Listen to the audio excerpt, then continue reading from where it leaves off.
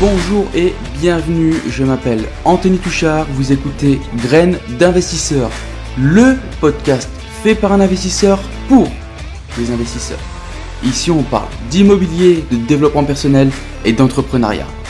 L'objectif de ce podcast est de vous donner des clés, des conseils et pourquoi pas vous aider à entreprendre le changement de votre vie.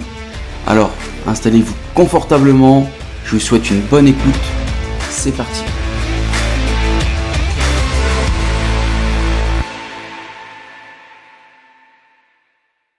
Bonjour et bienvenue tout le monde, je vous souhaite la bienvenue sur le tout nouvel épisode du podcast Graines d'investisseurs. Je m'appelle Anthony et c'est toujours pour moi un réel plaisir de vous accueillir sur ce podcast. Et aujourd'hui les amis, l'heure est grave. C'est une catastrophe. 2020, je sais pas ce que vous en pensez, mais 2020 c'est quand même pour moi la pire année de ma vie sur plein de plans.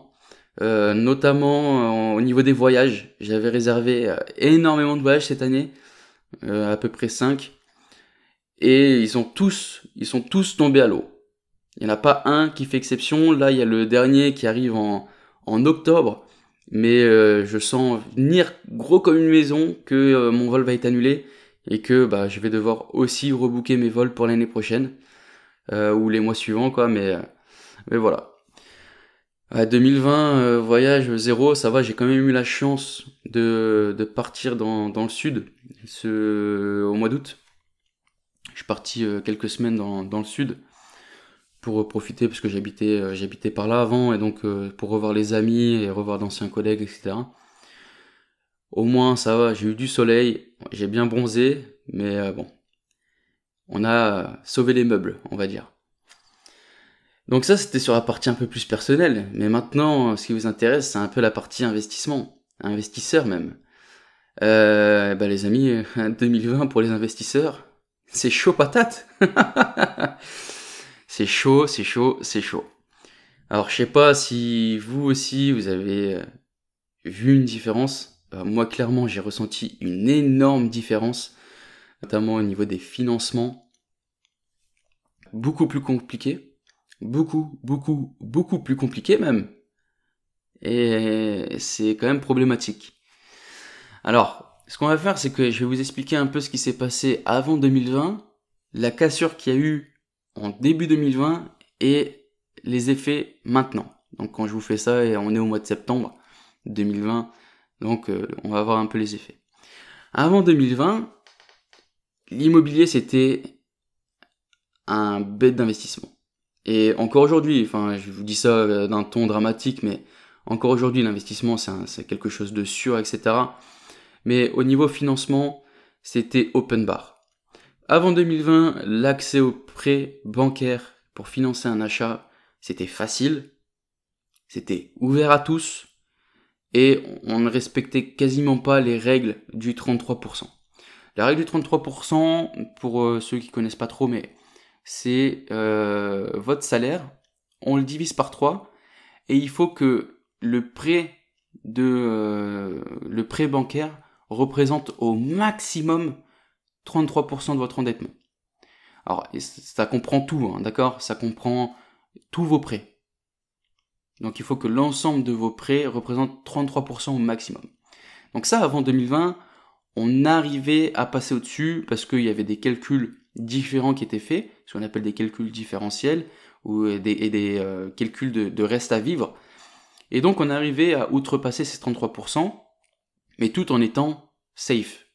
C'est-à-dire que quelqu'un qui avait, je vous dis une bêtise, mais 3000 euros de salaire, qui avait 2000 euros de prêt, donc 2000 euros de prêt à rembourser chaque mois, peut-être qu'avec ces 2000 euros, il avait réussi à monter des opérations hyper rentables et qui lui rapportaient, je vous dis une bêtise, mais 4000. Du coup, il avait un reste à vivre confortable. Donc, au niveau des 33%, il était dedans, mais en reste à vivre, il était safe. Et donc, ça, c'était des règles qui étaient appliquées avant 2020. Je vais vous parler maintenant de la cassure qu'il y a eu. Donc, la cassure a été faite, c'était fait. C'est à cause ou c'est grâce, peu importe la position dans laquelle vous êtes, mais pour moi c'est à cause des abus. C'est à cause des abus parce que avant 2020, l'accès au crédit était vraiment open bar, c'était vraiment le Far West. Et tout ça notamment grâce ou à cause, encore une fois, peu importe où vous vous placez, mais c'est à cause de la démocratisation de l'investissement immobilier. Alors moi, je suis content, c'est bien, au contraire. Je suis content qu'il y a eu beaucoup de formateurs qui ont enseigné l'investissement immobilier, ça c'est hyper cool. Mais par contre, avec ça, on a eu les dérives. C'est-à-dire que il y avait des gens qui proposaient, qui mettaient en avant l'argent facile. Enfin, en gros, vous avez eu tout et n'importe quoi. Il y a des choses super bien qui ont été faites grâce à ça, et il y a des choses genre investir sans argent, t'as zéro, t'es en intérim. Enfin, c'est pas quelque chose que moi je consens. Et après, ça reste mon avis personnel, hein, on est complètement d'accord. Mais pour moi, il faut être quand même dans une situation stable, avoir de l'épargne de côté qui représente. Alors moi, j'ai 1 an de tous mes loyers de côté, mais au minimum 6 mois. Déjà 6 mois, c'est déjà pas mal. Mais voilà, il y a eu toutes ces dérives-là, etc. Il y a eu un afflux d'investisseurs sur le marché. Alors ça, je l'ai bien senti parce que les affaires, c'était quand même un peu plus dur. Ça va, vu que j'avais un backup dans mon secteur, bah, j'arrivais à passer en off-market, on va dire, mais il y a quand même eu une différence. Il y a ces 2, 3 dernières années, voilà, j'ai quand même eu une différence au niveau de l'investissement immobilier. Et donc, grâce à ça, eh ben, on a eu le HCSF. Le HCSF, c'est le Haut Conseil de la Stabilité Financière. Donc, en gros, ce mec-là, cet institut-là, c'est le patron qui régit toutes les banques. Et donc, ce conseil à partir de janvier, a mis en place des recommandations. Alors, recommandations, ça veut dire ce que ça veut dire. C'était des recommandations. Mais en gros, c'était pas quelque chose d'obligatoire. C'est-à-dire qu'on n'a pas obligé les banques à dire stop. Maintenant, tu respectes ça, ça, ça.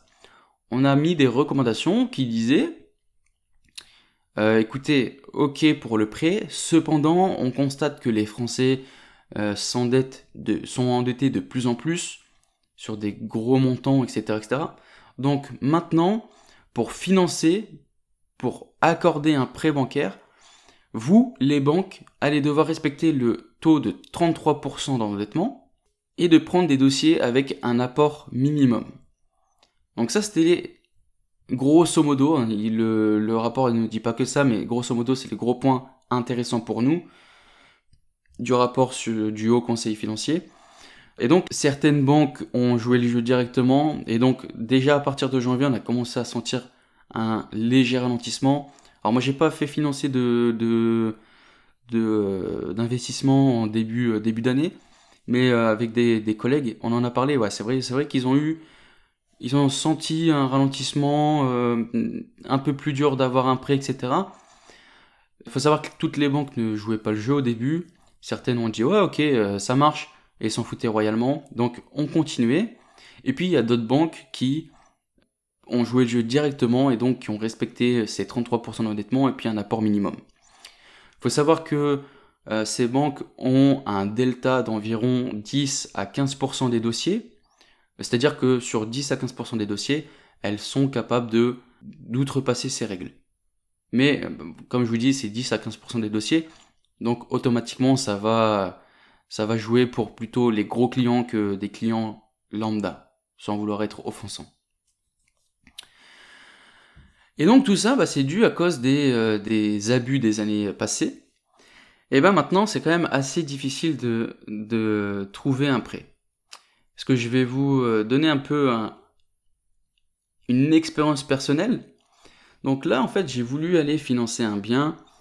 Donc c'est un prêt au total de 174 000 et des chiquettes. On va pas titiller les chiffres, mais à peu près. Pour un revenu locatif de 2450 euros. Donc, grosso modo, ça me faisait un prêt à 800, dans les 800 euros. Et bref, j'étais quand même pas mal. Et donc, je suis parti voir mon conseiller historique. Quelqu'un d'hyper sympa. Franchement, si il m'écoute, je vous fais la bise. Non, quelqu'un d'hyper sympa qui était ouvert à l'investissement immobilier. Mais il m'a dit, alors que ma situation était clean, hein, ouais, comme je vous ai dit, je suis encore en CDI, je gagne relativement bien ma vie, ça va, je vais pas me plaindre. J'ai des revenus locatifs, je dégage, ça va, je suis propre. J'ai des comptes verts, j'épargne énormément, voilà quoi, très bon dossier. Très bon dossier, puis moi je joue le jeu avec la banque, relation gagnant-gagnant, etc. Et donc je suis parti le voir pour financer ça, et puis il m'a dit ouais ok, pas de problème. Et déjà il m'annonce la couleur, il me dit bon, je vais m'occuper de votre dossier, par contre il y a une étape intermédiaire qui s'est rajoutée dans le processus de validation du dossier. En gros, votre dossier il va partir dans un organisme, je sais pas où exactement, qui va contrôler si oui ou non on peut envoyer le dossier à la caution. Et je dis ouais ok, enfin moi perso j'étais serein parce que c'était quelque chose où je pouvais mettre de l'apport, etc. Alors on a monté le dossier sans apport. En sachant que je finance tous les frais bancaires et je finance également de ma poche tous les meubles. Donc pour ce dossier-là, pour ce financement-là, enfin cette opération-là, il y en avait grosso modo pour 15 000 euros de meubles. Donc je mettais à peu près 17K sur la table. Et donc il envoie mon dossier, puis premier refus. Premier refus parce que alors au niveau du taux d'endettement on était bon. Donc le taux d'endettement c'est pas, sur ce dossier-là c'est pas le problème. Le problème c'était l'apport. Il me demandait un minimum d'apport. Il faut savoir que donc sur l'opération, c'est une opération à 174. Il y a 8000 on va dire à peu près il y a 8000 de frais de notaire et il y a à peu près 7000 et quelques de frais d'agence. Et donc il me dit oui, il faut mettre un minimum d'apport. Je dis ok, il y a pas de problème, je vais financer les frais d'agence, il y a pas de problème. Il faut rajouter 7000, je vais les rajouter, pas de problème. Il monte le dossier comme ça, il le renvoie, encore un refus. Toujours pas assez d'apport. Et concrètement, je lui dis écoutez, dites-moi clairement, il faut combien d'apport. Là, le mec, alors désolé et tout, hein, je le comprends tout à fait, mais vraiment pas de son pouvoir. Il m'annonce qu'il faut que je mette l'ensemble des frais annexes en apport. C'est-à-dire que, en gros, je devais apporter, on va dire 16, 17, 18, à peu près 18 000 euros d'apport. En sachant que moi, à côté, je finançais déjà les meubles, d'à peu près 15 000. Donc, vraiment pas possible. Vraiment pas possible. Donc, j'ai laissé tomber, et je me suis dit, c'est pas grave. On va écumer les banques. Ça faisait longtemps que j'avais pas fait énormément de banques, parce que j'avais trouvé mon partenaire bancaire. Moi je suis dans une optique de chercher une relation à long terme. Là, il me suit plus. Faut bien aller trouver un financement. Je vais pas laisser cette opération tomber à l'eau. C'est une opération hyper rentable, etc. Donc on va pas la laisser tomber. Et voilà, j'ai pris 2-3 rendez-vous pour tâter un peu la tension bancaire, on va dire. Et je me suis rendu compte que le financement bancaire, ça s'est vraiment vraiment durci. Même pour un dossier assez safe, avec un compte propre, etc. Qui avec cette opération arriverait à environ à 33%. C'est compliqué. C'est compliqué, et donc là je me suis pas pris la tête. Je me suis dit ok, je vais foutre mon dossier chez un courtier. Je vais pas me prendre la tête. Le courtier va faire tout le taf et je lui payerai sa petite commission. Il y a pas de problème. Mais voilà, je vais pas me prendre la tête. Donc j'ai envoyé mon dossier à un courtier et le courtier a eu des bons retours dessus. Donc là, je suis dans l'attente. Alors j'espère que je vais trouver. Alors après, si jamais, si jamais auditeur de ce podcast, si jamais vous avez un très bon courtier à me recommander, bah envoyez-moi un message sur Instagram. Envoyez-moi un message sur Instagram, donnez-moi ses coordonnées que je le contacte pour trouver une solution. Mais bon, je suis serein. De toute façon, dans la vie, il faut être optimiste. Il n'y a pas de problème, il n'y a que des solutions. Des banques, au tout début, j'en ai fait une vingtaine. J'en ai fait une trentaine même. J'ai fait toutes les banques de toutes les villes alentours, je les ai toutes faites. Et je me suis pris énormément de refus. Il faut juste être persévérant, ne pas baisser les bras, et puis je vais trouver, il n'y a pas de problème. Alors ça, cette expérience-là, c'est une expérience d'un mec qui a déjà investi. Maintenant, pour les nouveaux investisseurs, les personnes qui se lancent, qui ont un dossier propre, avec de l'épargne de côté, avec aucun taux d'endettement, etc., ça va aller. Franchement, pour vous les gars, tranquille, ça va le faire. Vous allez pouvoir financer 1, 2 biens aisément. Alors aisément, en fonction de votre situation bien sûr, mais assez facilement. Après c'est vraiment là en 2020 pour scaler, pour aller un peu plus loin, pour vraiment outrepasser ces 33% d'endettement. Bah 2020 ça va être quand même assez compliqué je pense. Donc, qu'est-ce qu'on peut donner comme solution ? Bah la solution les amis, c'est comme je viens de vous dire, hein, il faut écumer les banques, il faut pas baisser les bras, mais il va falloir redoubler d'efforts, aller voir plein de banques. C'est pas parce que vous allez vous prendre 15 refus que le 16e va être non. Peut-être que vous allez faire 20 banques et la 21e va vous dire ok. Surtout que vous pouvez faire les banques, caisse d'épargne, LCL, Crédit Agricole, peu importe, mais vous pouvez faire toutes les banques. C'est pas parce que dans votre ville il y a un Crédit Agricole que vous devez pas aller dans le Crédit Agricole d'à côté. Non, il faut se donner toutes les chances.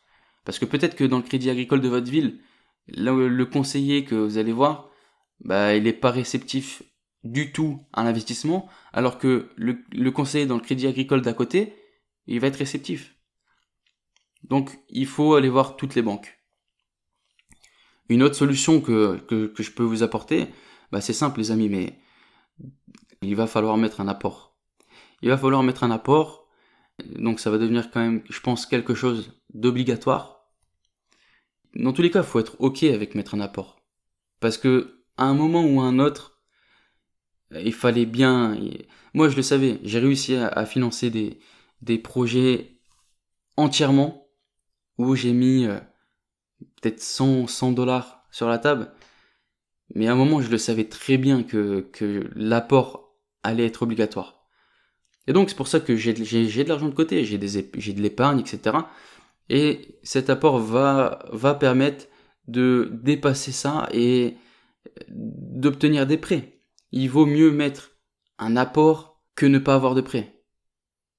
Après, ça reste mon avis, mais les gens qui veulent mettre 0 € dans l'immobilier, sortez. Vous avez rien à faire sur le marché. Une autre solution qu'on peut dire, que j'ai déjà cité, mais c'est le courtier. Le courtier a des rapports. Alors je sais que en 2020, la relation courtier-banque, elle a un peu évolué aussi. Mais le courtier a beaucoup plus de rapports avec la banque que vous. Il va peut-être avoir beaucoup plus d'opportunités. Par exemple, votre dossier, vous allez le présenter, on va changer, on va prendre le caisse d'épargne. Votre dossier, vous allez le présenter à la caisse d'épargne. Vous allez vous prendre un refus. Et peut-être que ce dossier-là, le courtier va le présenter à la caisse d'épargne et il va passer. Juste parce que il a des opportunités qu'on n'a pas. Et il peut faire passer des dossiers qui ne passeraient pas normalement. Une autre solution, c'est d'apporter de la valeur. Là, clairement, ce qu'il faut faire pour obtenir des prêts, c'est les relations gagnant-gagnant. Là, maintenant, il n'y a plus le choix. Vous avez plus le choix. Vous devez apporter de la valeur. C'est-à-dire, tu vas dans une banque, tu vas démarcher une banque, tu viens mettre tes assurances, tu viens mettre tes comptes, ton épargne, tu viens, je sais pas, ils font des forfaits téléphoniques. Forfaits téléphoniques, on s'en fout. Tout ce qu'ils proposent, il faut jouer le jeu. prenez chez eux. Il faut donner à manger. Donnez du poids à votre dossier pour que on soit plus enclin à vous fournir un prêt. Il faut chercher la relation gagnant-gagnant. Maintenant, le truc de se faire du one-shoot, d'aller dans une banque, prendre un prêt et puis se barrer, c'est fini. Ça, c'est fini, les gars. Maintenant, c'est relation long terme. Relation gagnant-gagnant. Et quitte à tout mettre chez lui, et puis, d'ici quelques années, retirer, et puis aller dans une autre banque parce que le mec vous suit plus, etc. Ça, ok, je l'ai fait, hein. Je l'ai fait. J'ai toujours joué le jeu avec mes banques. J'ai été clair et net dès le début. Quand je suis parti, je dis écoutez, moi je cherche à financer ce bien-là. Donc maintenant vous me financez ce bien-là, c'est bien. Mais par contre, je vous le dis tout de suite, je cherche une relation à long terme. C'est-à-dire que moi je joue le jeu. Vous me donnez un accord oral pour me dire oui, on va être capable de travailler encore plus ensemble, de financer d'autres biens, etc. Alors bien sûr, il faut trouver le bon interlocuteur. Mais vous jouez la relation gagnant-gagnant, vous lui dites, moi je joue le jeu, vous me financez, vous me suivez, je mets toutes mes assurances chez vous, assurance habitation, mes assurances PNO, mes assurances vie. J'ai pris une assurance au LCL, c'est une assurance sur moi, enfin je sais même pas ce que c'est. J'ai pris ça juste pour lui faire plaisir, le mec était content, il avait atteint ses objectifs, il était heureux, et il était plus enclin à me financer un autre bien. Donc maintenant, il va falloir apporter de la valeur. Maintenant, un autre conseil que je peux vous donner, c'est éviter les conseillers de base. Vous savez, Monique, à l'accueil, l'investissement immobilier, elle connaît pas. L'investissement immobilier, pour elle, c'est un ovni. Il faut trouver un interlocuteur compétent. Et moi, pour ça, je vous conseille de toujours prendre rendez-vous avec le directeur d'agence. Parce que le directeur d'agence, il a beaucoup plus de pouvoir qu'un simple conseiller. Il va avoir des décisions qui vont rester à son niveau, alors que peut-être le conseiller de base, sans vouloir être désobligeant encore une fois, mais le conseiller clientèle de base, bah peut-être que lui, il va devoir rendre des comptes au directeur. Et peut-être que le mec, il est pas du tout open sur l'investissement, il y pite rien, vous lui avez parlé de chiffres, de rentabilité, de cash flow, et le mec il était là il était en PLS, en train de faire une crise.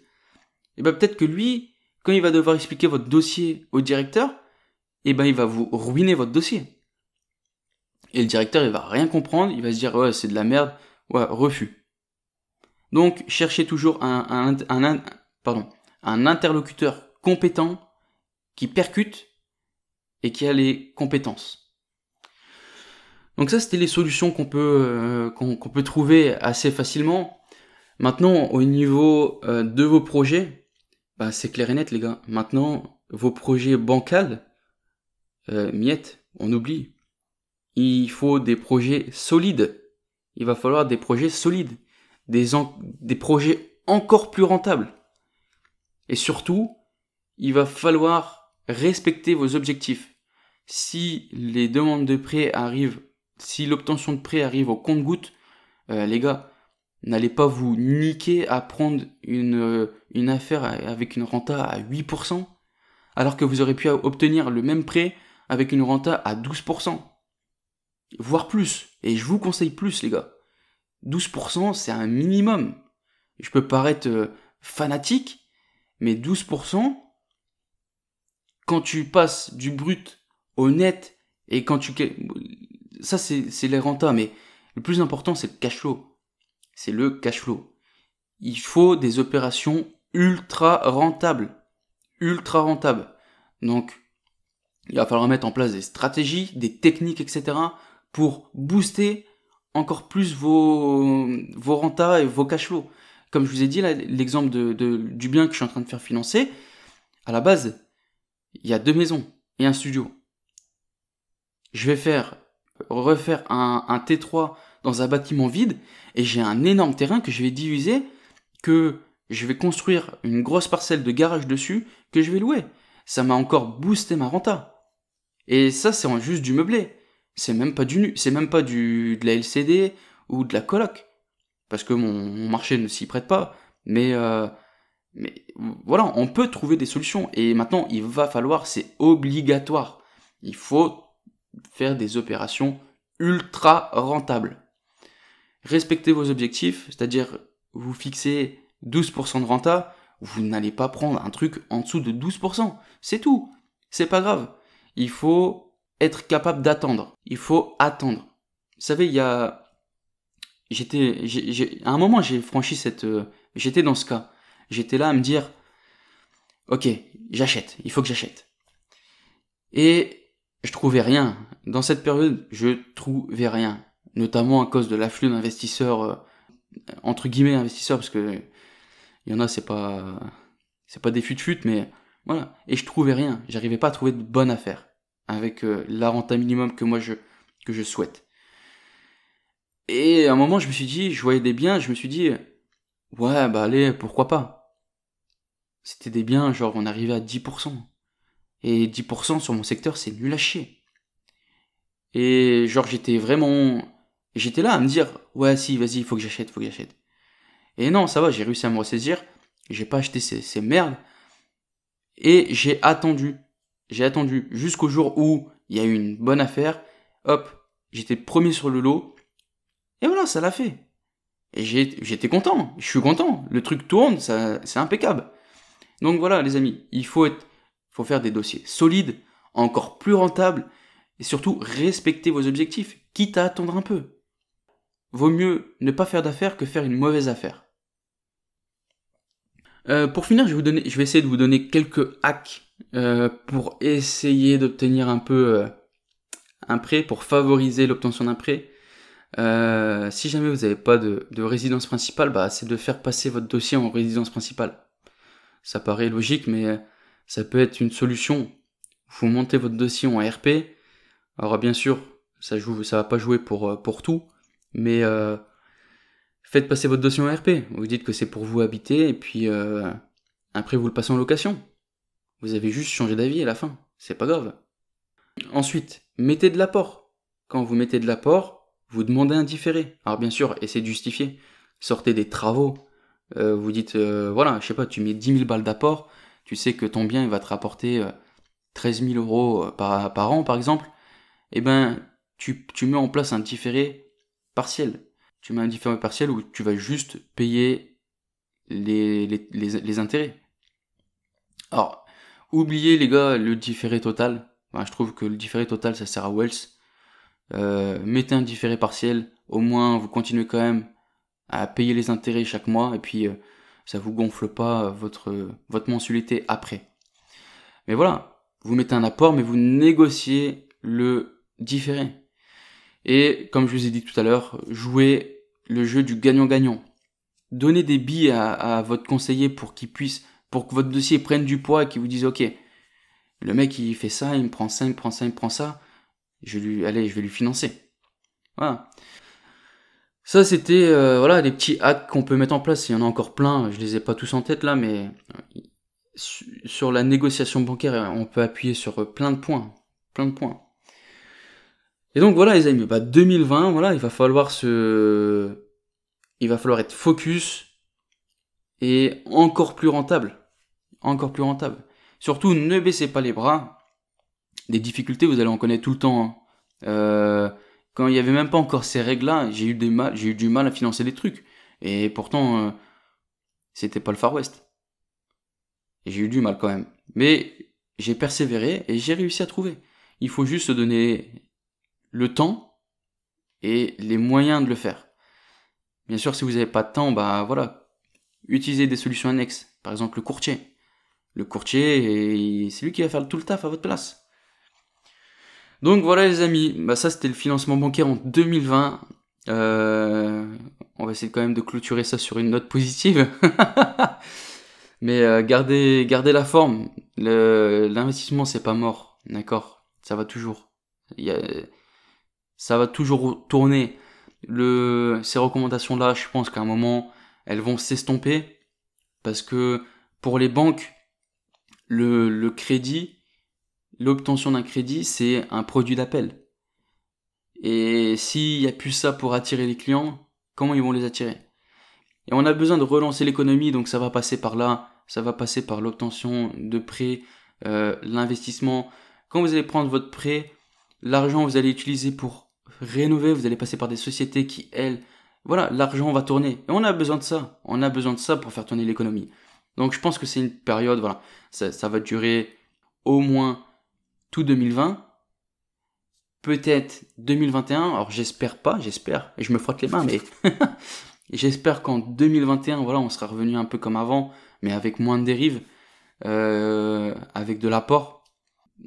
Voilà, voilà, je sais pas ce que vous en pensez. N'hésitez pas à me donner vos avis. Vous pouvez me contacter sur mon Instagram, Anthony, ANTHONY, _, THRD. Vous pouvez m'envoyer des messages. Envoyez-moi vos questions si jamais vous voulez que je réponde à vos questions sur les prochains épisodes de podcast. C'est avec grand plaisir.